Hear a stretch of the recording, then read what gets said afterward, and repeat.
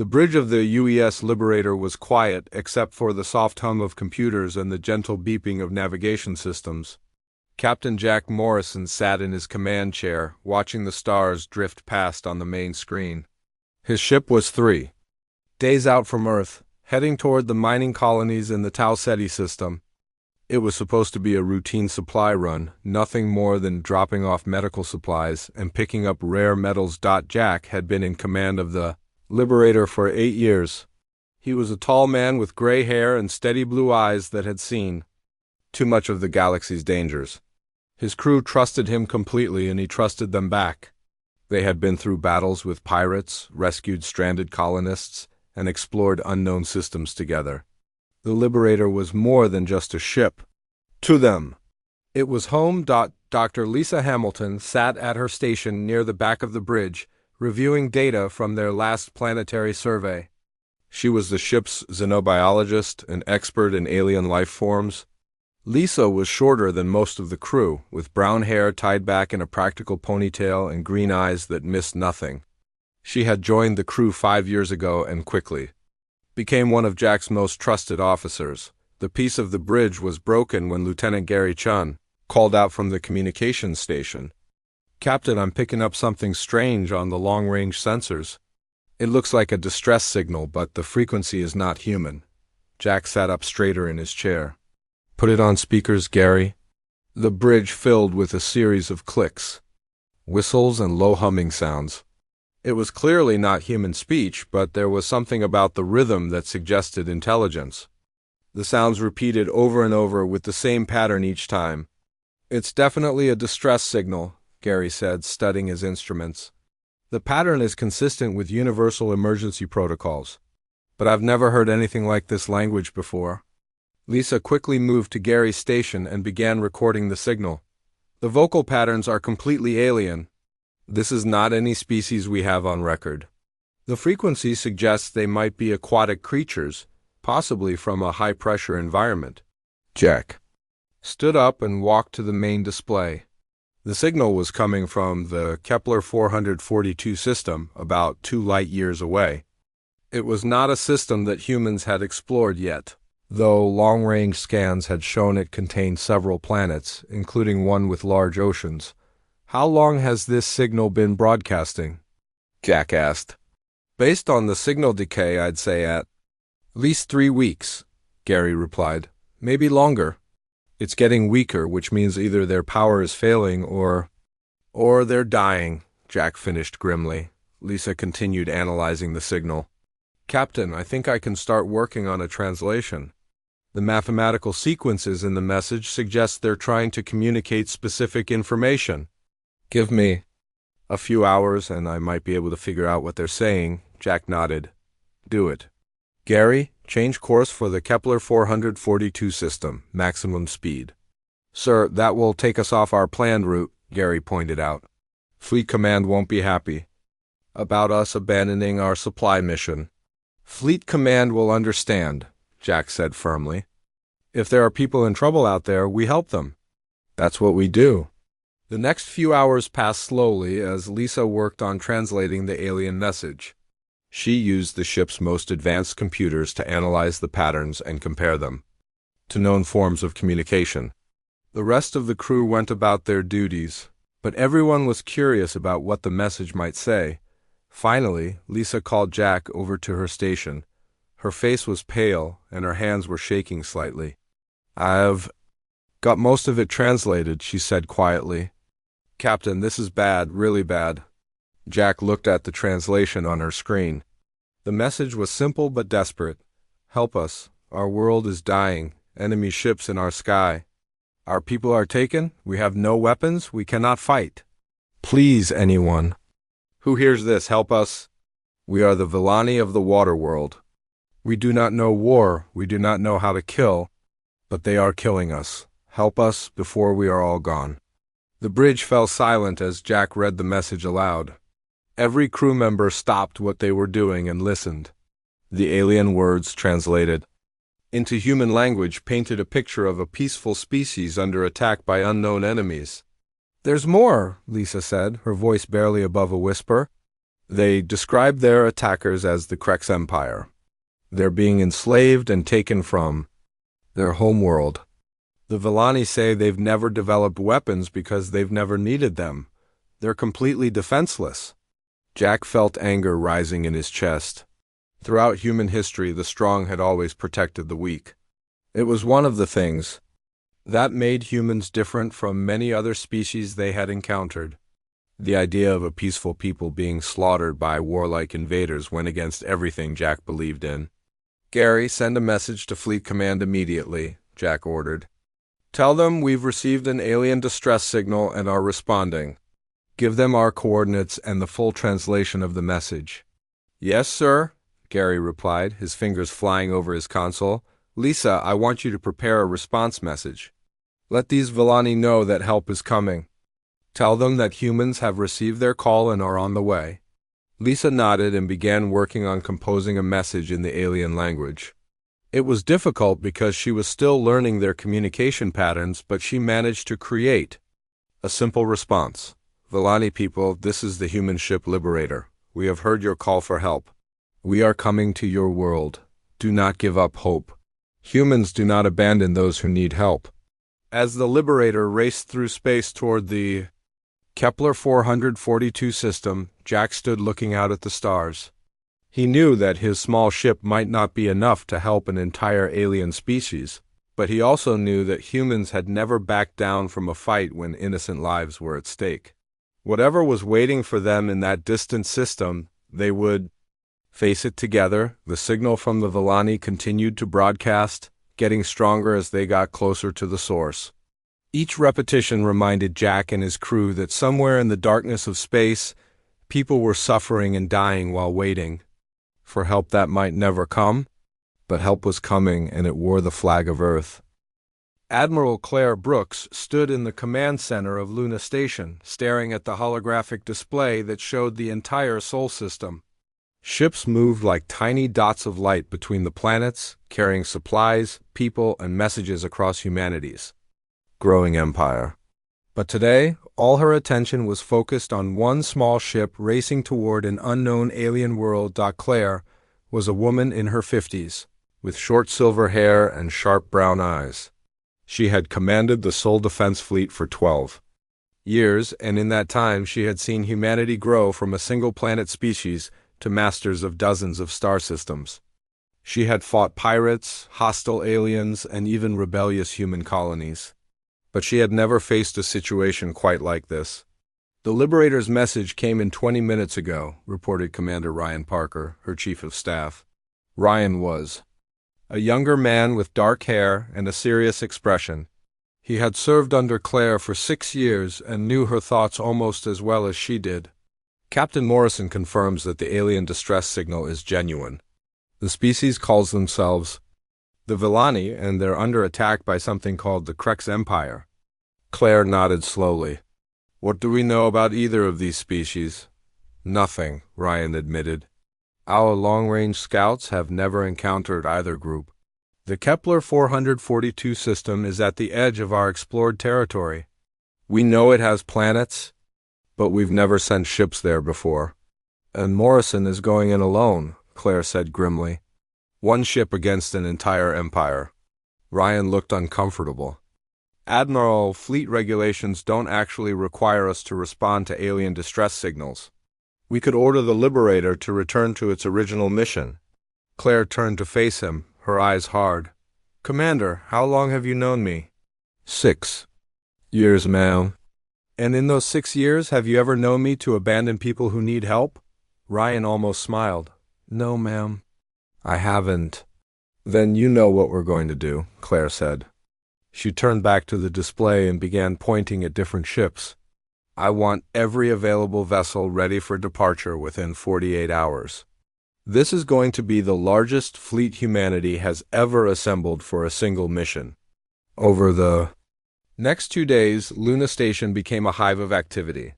Ships that had been scattered across the system began arriving at the rally point. The heavy cruiser U.S. Defender, commanded by Captain Kate Sullivan, was the first to arrive.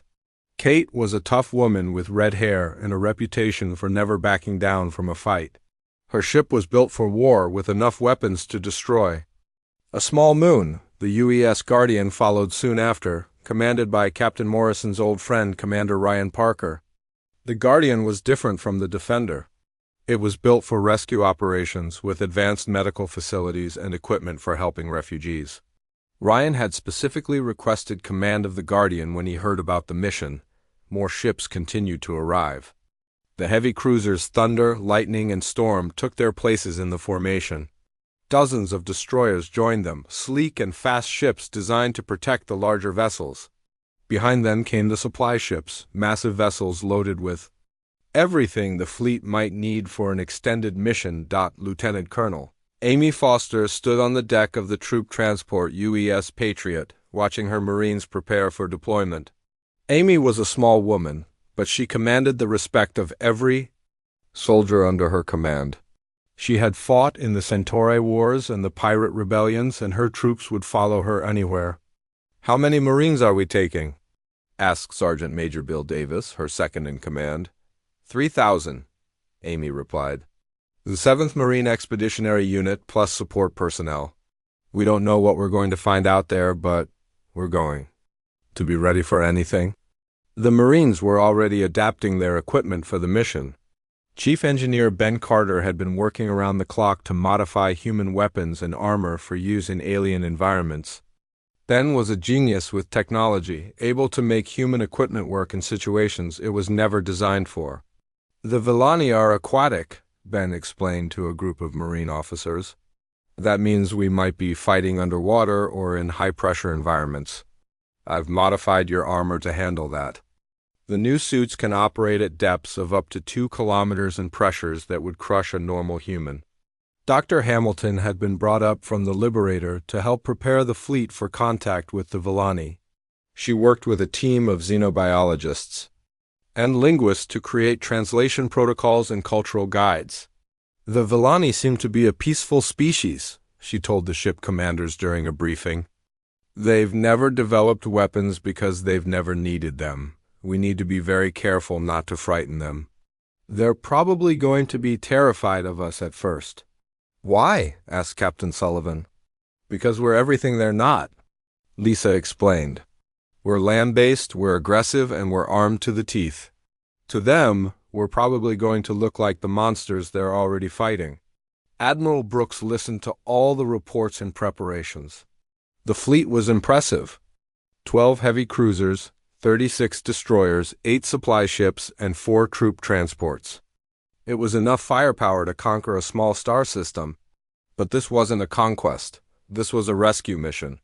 "Admiral," Ryan said, approaching her with a datapad, "the fleet is ready. All ships report full readiness for departure." Claire looked at the display one more time. 56 ships, 20,000 crew members, and enough supplies to support a small war. All of it heading toward a star system they had never seen, to help a species they had never met, fight an enemy they knew nothing about. "Send the order," she said. "All ships prepare for a hyperspace jump. Destination, Kepler 442 system. Mission, humanitarian relief and defense of allied species." As the fleet prepared to leave, messages began arriving from across human space. Colony governors, ship captains, and even civilian leaders sent their support. The news of the alien distress signal had spread quickly, and humanity's response was unanimous. Help was on the way. The jump to hyperspace was spectacular. 56 ships disappeared from the Sol system in flashes of light, leaving only empty space behind. They were carrying humanity's promise to the Villani: no one fights alone while humans draw breath. Admiral Brooks stood on the bridge of her flagship, watching the swirling colors of hyperspace flow past. In 2 weeks, they would arrive at Kepler 442. Whatever they found there, humanity would face it together. The age of human isolation was over. The age of human protection had begun. The Kepler 442 system appeared on the main screens of the human fleet like a jewel in the darkness of space. Admiral Brooks stood on the bridge of her flagship, watching as her sensors began to paint a picture of what lay ahead. The system had 7 planets, but only one caught their attention. It was a beautiful blue world covered almost entirely by oceans, with small islands scattered across its surface like emeralds. "That has to be the Villani homeworld," said Captain Morrison, who had joined the fleet when they arrived. His ship, the Liberator, looked tiny next to the massive warships that surrounded it. "The signal is coming from that planet." Dr. Hamilton was already working at her station, analyzing the data streaming in from the fleet's sensors. "The planet is amazing," she said with excitement in her voice.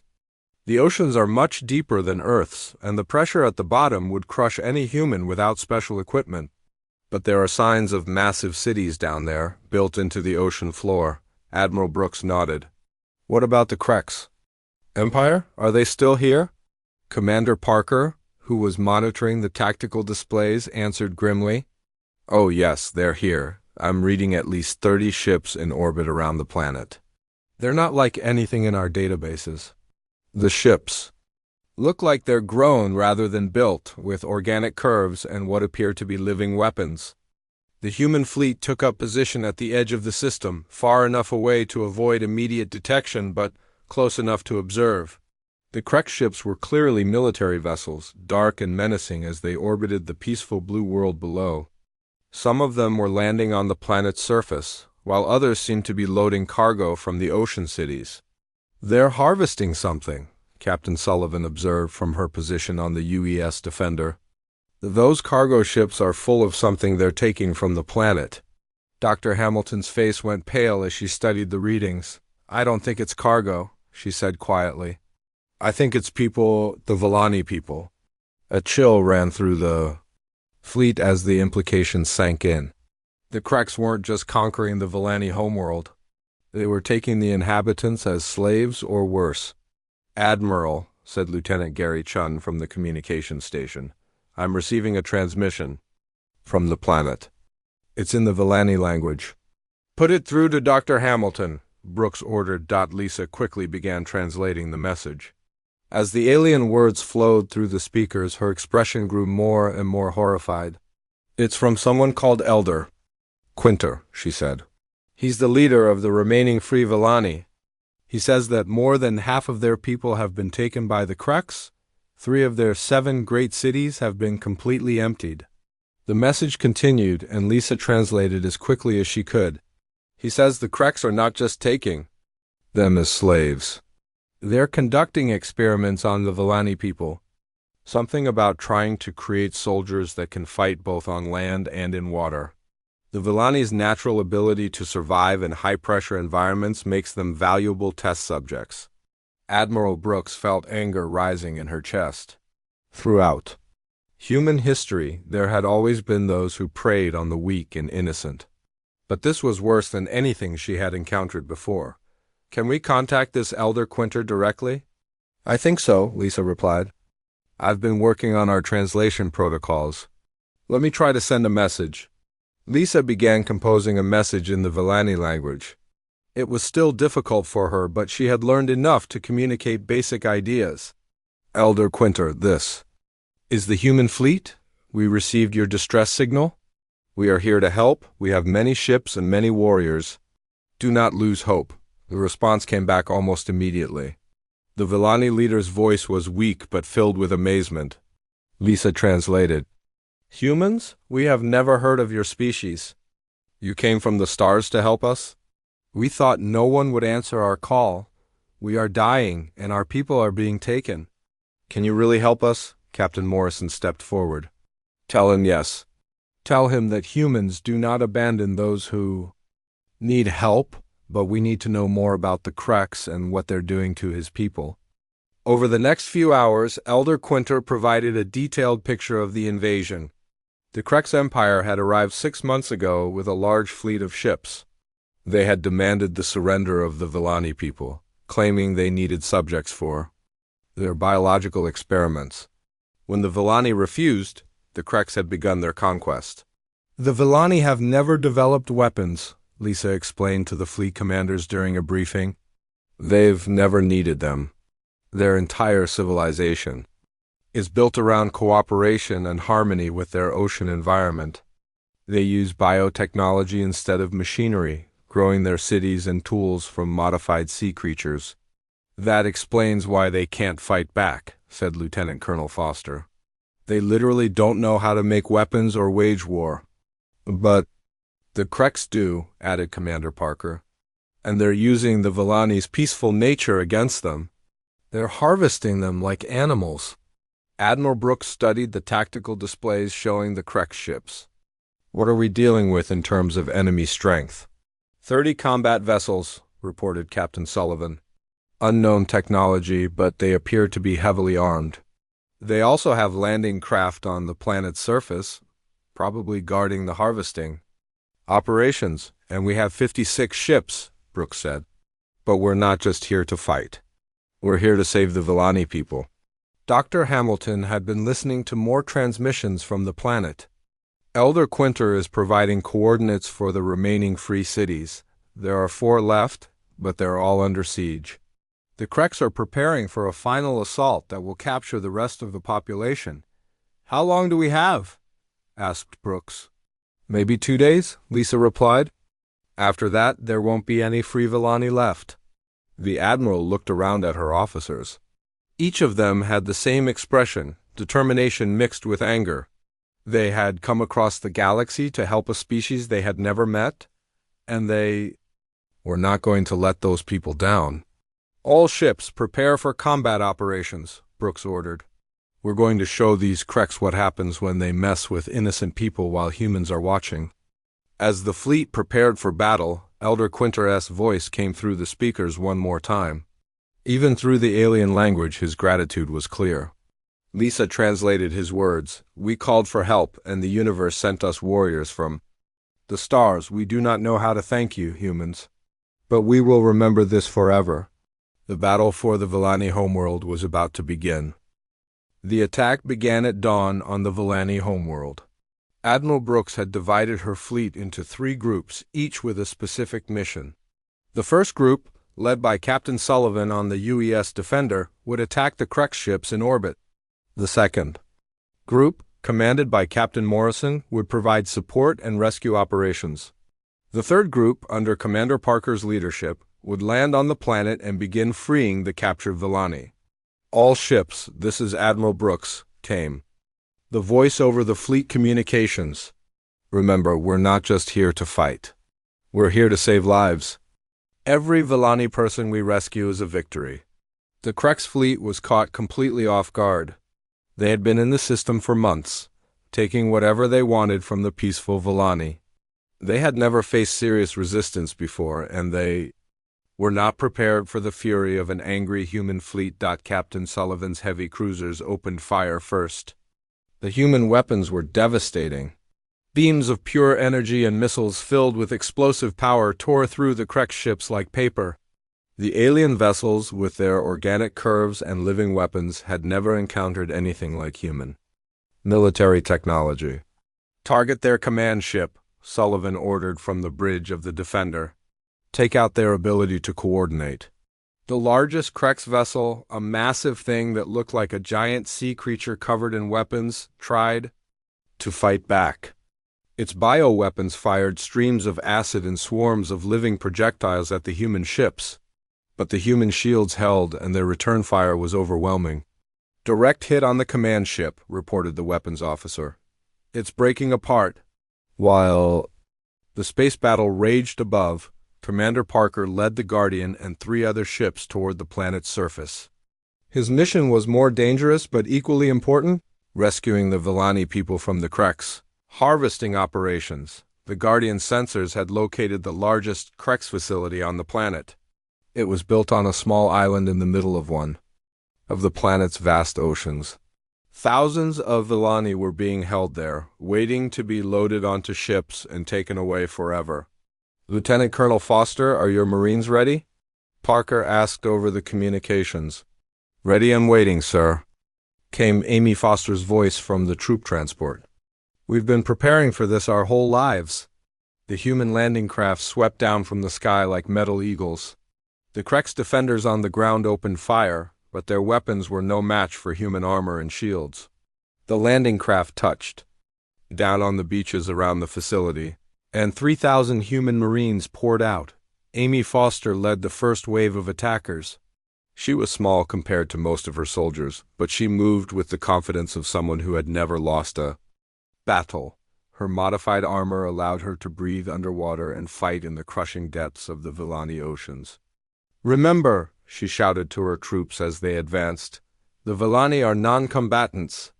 They don't know how to fight, and they're probably terrified of us too. Be gentle with them, but show no mercy to the Kreks." The Kreks defenders were not prepared for human tactics. They had been fighting peaceful Villani for months, creatures who had never resisted with violence. The humans were something completely different. They moved with deadly precision, their weapons cutting through Krek's forces like a sword through water. The battle for the facility was fierce but brief. The Kreks had numbers, but the humans had training, better equipment, and most importantly, they were fighting for something they believed in. Within 2 hours, the facility was under human control. Amy Foster personally led the team that broke into the holding areas where the Villani were kept. What she found there made her blood run. Cold, thousands of the aquatic aliens were crammed into small tanks, barely able to move. Many showed signs of the biological experiments the Kreks had been conducting. "Medical teams, get in here now," she called over her radio. "We need every doctor and medic we have." The Villani people were afraid at first. To them, the humans in their powered armor looked like metal monsters. But Dr. Hamilton had prepared for this. She had programmed translation devices that could speak in the Villani language. "We are humans," the devices said in clicks and whistles. "We came from the stars to help you. You are safe now. We will take you home." One of the Villani, an elderly individual with intricate patterns of blue and silver on his skin, approached Amy Foster cautiously. When he spoke, the translator converted his words. "You are the ones who answered our call? You are the humans Elder Quinter told us about?" "Yes," Amy replied, her voice gentled by the translator. "We heard your distress signal. We came to help." The Villani's large eyes filled with what could only be tears. "We thought we would die here. We thought our people would be lost forever." "Not while humans are here," Amy said firmly. "We don't abandon people who need help." Meanwhile, Chief Engineer Ben Carter had been working with a team of Villani who had escaped the Kreks capture. These free Villani had been hiding in the deepest parts of their ocean cities, but they possessed knowledge that proved invaluable to the human forces. The Villani have an amazing relationship with the sea creatures of their world, Ben explained to Admiral Brooks over the communications. "They've convinced some of the larger animals to help us. We now have allies that can move through the oceans faster than any of our ships." The combination of human technology and Villani knowledge of their world proved unstoppable. Giant sea creatures, some as large as human destroyers, began attacking Kreks facilities from below. The aliens had never faced anything like this before. "The Kreks are retreating," reported Captain Sullivan from orbit. "Their remaining ships are trying to escape the system." "Don't let them," Brooks ordered. "We can't allow them to go back to their empire and report what they've learned about us. This ends here." The final battle was fought at the edge of the star system. The surviving Krek ships, about a dozen vessels, tried to reach the hyperspace jump point. But the human fleet was faster and more maneuverable. One by one, the Krek ships were destroyed or disabled. The last Krek ship to fall was their command vessel. Captain Morrison personally led the boarding party that took control of the ship. In the command center, they found the Krek's commander, a tall alien with multiple arms and cold, calculating eyes. "You have made a terrible mistake, humans," the Krek's leader said through a translation device. "You have interfered with the expansion of our empire. We will return with more ships and destroy you all." Morrison looked at the alien commander with disgust. "No, you won't, because you're not leaving the system alive." The battle for the Villani homeworld was over. The Krek's empire had been defeated and the Villani people were free. But more importantly, the galaxy had learned that humanity would not tolerate the oppression of innocent species. The age of human protection had truly begun. 3 weeks after the last Krek ship had been destroyed, the Villani homeworld was finally at peace. The deep blue oceans that covered most of the planet sparkled in the light of their sun, and for the first time in months the Villani people could swim freely in their own waters without fear. Admiral Brooks stood on the observation deck of her flagship, looking down at the beautiful world below. Human ships moved slowly through the atmosphere, carrying supplies and medical teams to help rebuild what the Kreks had destroyed. It was hard to believe that just a month ago this planet had been under the control of an evil empire. Captain Morrison joined her at the viewing window. His face showed the tiredness of the past few weeks, but also satisfaction. "The last of the Villani prisoners have been returned to their families," he reported. "Dr. Hamilton says that most of them will recover completely from their ordeal." "And the Kreks facilities?" Brooks asked. "All destroyed," Morrison replied. Chief Engineer Carter and his teams made sure that nothing useful was left behind. "We also recovered all the data from their experiments. It's horrible stuff, but it might help us understand how to fight them if we encounter them again." Brooks nodded. The Kreks Empire was still out there somewhere in the galaxy, and she had no doubt that they would try to expand again. But now they would know that humans existed and that humans would fight to protect innocent people. A soft chime indicated an incoming message.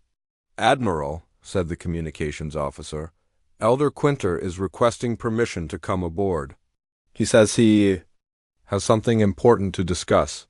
"Send him up," Brooks replied. 20 minutes later, Elder Quinter arrived on the flagship, accompanied by Dr. Hamilton, who would serve as translator.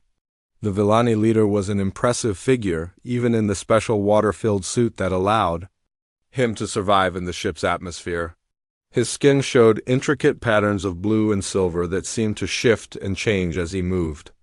"Admiral Brooks," Elder Quinter said through the translation device, "I come to thank you once again for what your people have done for mine, but I also come with a proposal." Brooks gestured for him to continue. "For generations, my people have lived in peace on our world," the elder explained.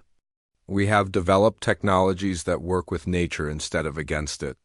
We can grow cities from living coral, create medicines from sea plants, and speak with the creatures of the deep ocean. But we have one great weakness: we do not know how to protect ourselves from those who would harm us." He paused, his large eyes looking directly at Brooks. "You humans are the opposite. You are warriors born from a dangerous world. You know how to fight, how to build weapons, how to defend yourselves and others. Together we could be much stronger than either of us is alone." Dr. Hamilton had been working closely with the Villani scientists since the battle ended. "Admiral," she said, "what Elder Quinter is suggesting could be amazing. The Villani biotechnology is unlike anything we've ever seen. They can grow materials that are stronger than our best metals, and their medical knowledge could revolutionize human medicine." "What exactly are you proposing?" Brooks asked the elder. "An alliance," Quinter replied. "A formal agreement between our peoples. The Villani will share our knowledge of biotechnology and ocean sciences with humanity. In return, humans will help us develop defenses and teach us how to protect ourselves. More than that, we ask that humanity consider us under your protection, as you have shown you will do for any peaceful species." Brooks thought about this carefully. Humanity had never formed an alliance with an alien species before. There would be complications, political problems, and probably opposition from some human leaders. But looking at the peaceful world below, and remembering the horrors the Kreks had inflicted on these innocent people, she knew there was only one answer she could give. "Elder Quinter," she said formally, "humanity accepts your proposal. We will be honored to call the Villani our allies and friends." Over the next week, the details of the alliance were worked out. The agreement, which became known as the Kepler Accords, established several important principles. First, humanity would protect the Villani from external threats and help them develop their own defensive capabilities. Second, the Villani would share their biotechnology and scientific knowledge with humans. Third, both species would work together to explore the galaxy and protect other peaceful civilizations from aggressive empires like the Kreks. The signing ceremony took place on the surface of the Villani homeworld, in one of their great underwater cities. Admiral Brooks, wearing a specially designed pressure suit, descended to the ocean floor where thousands of Villani had gathered to witness the historic moment. The city was unlike anything humans had ever seen. Buildings grew from the ocean floor, like giant corals pulsing with bioluminescent lights. Fish and other sea creatures swam freely through the structures, and Villani people moved gracefully through the water like living jewels. "This is incredible," Captain Sullivan whispered over the communication channel. She and several other human officers had joined Brooks for the ceremony. "They've built a civilization that works with their environment instead of trying to control it." Elder Quinter led the ceremony, speaking in the ancient formal language of his people. Dr. Hamilton provided translation as he spoke of friendship between species, of protection for the innocent and of hope for the future. "Today," he said, "two peoples who were strangers become family. The humans have shown us that there are those in the galaxy who will fight for justice. We have shown the humans that there are those who choose peace over war. Together we will build a future where both qualities can exist." Admiral Brooks signed the agreement using a specially designed stylus that could function underwater. As she did, the water around them filled with the singing of Villani voices, a sound of pure joy and hope, but the alliance was just the beginning. Word of humanity's intervention spread quickly through the galaxy. Other species that had been oppressed by the Kreks or similar empires began sending their own distress signals. Each one was answered by human ships carrying the flag of the new Galactic Protection Initiative. Captain Morrison found himself in command of the first permanent human base in the Villani system. The base served as both a training facility where Villani learned defensive tactics and a research station where humans and Villani scientists worked together. "The medical advances alone are worth the alliance," Dr. Hamilton reported during one of her regular briefings. "Villani biotechnology has allowed us to develop treatments for diseases that have plagued humanity for centuries. And their environmental restoration techniques could help us repair the damage on some of our older colony worlds." 6 months after the signing of the Kepler Accords, Admiral Brooks received a message that would change everything. It came from a species called the Thakari, whose homeworld was under attack by a different branch of the Kreks Empire. "Admiral," the message said, "we have heard of the humans who came to save the Villani people. We are dying and our children are being taken. Please, if you truly protect the innocent, help us." Brooks looked at the message and smiled grimly. She turned to her communications officer.